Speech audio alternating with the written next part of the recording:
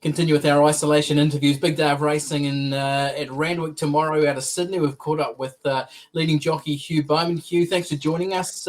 A week or two off with suspension, but you're back on a big Group 1 day. I guess you're really amped for this.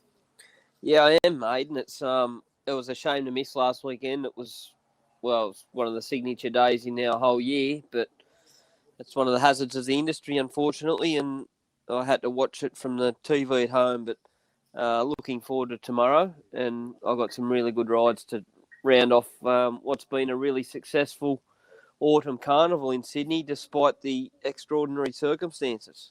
Absolutely. You've been in good Group 1 winning form as well, and one of those rides is King's Legacy. You won the Sires on, goes around in the Champagne Stakes Race 5 tomorrow. How much are you looking forward to seeing him sort of out over 1,600 metres?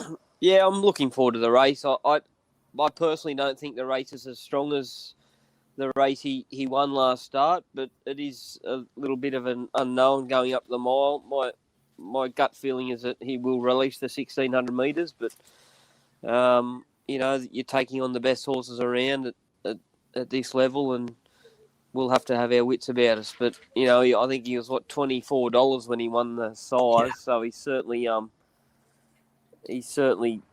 well fan in the market from a betting perspective, but that's really not my area. I'm more worried about doing my job to get the horse to run as well as he can, and we're all very confident he can if not run as well, possibly better than he did last start. He got a long way back in that size. You've got barrier 3 for tomorrow. Can you sit a little bit closer, do you think? I expect to be closer. I don't expect the race to be run so fast. I don't think it'll.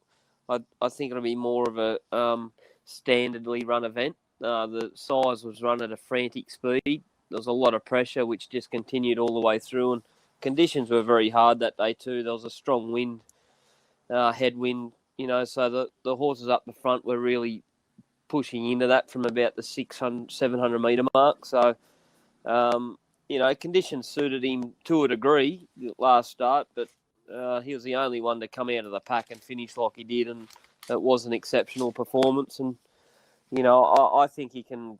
I think he can actually improve on that personally, but I don't think he needs to win this race.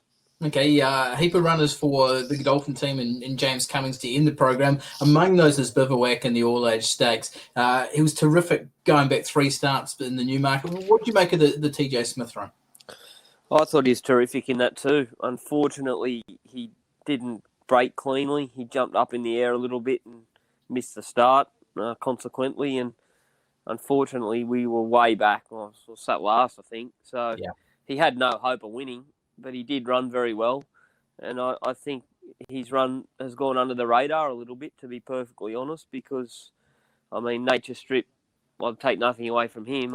He's a dominant horse, and we have full respect for him. And, I'm not suggesting we would have beaten him, but I'm sure we would have, certainly given him a race for his money had we have sat where we wanted to sit. But when he missed the start, there wasn't much I could do. And, he just rode him quietly, which was all I could do from what had happened. And he exploded at the top of the straight. And if he can jump well tomorrow, which I expect he will sit, just behind the pace, I'd imagine. And he's certainly one of the leading contenders. Let's move you forward to the Hallmark Stakes, the following race. And Kementari looks like a really good ride for you there.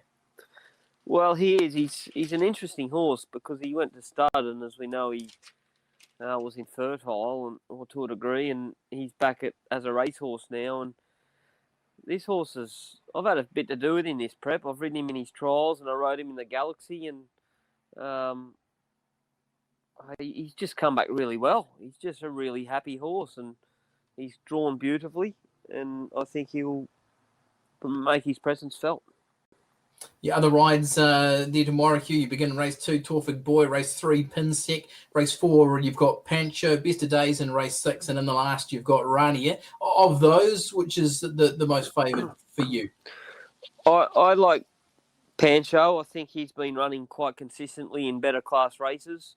I know you've got the Derby winner and Quick Thinker as a dominant favourite in that race, but the track isn't going to be as wet as what it's been, and my personal opinion is Quick Thinker really needs those testing conditions, especially back in trip. I think he's vulnerable personally tomorrow, and I think Pancho, this is his level. I think he's a Group 2, Group 3 horse. He's not a top class horse, and I like his timing. I've drawn well. He'll get a good run, and the other horse for the fellows is Pin Sec, who's at really long odds.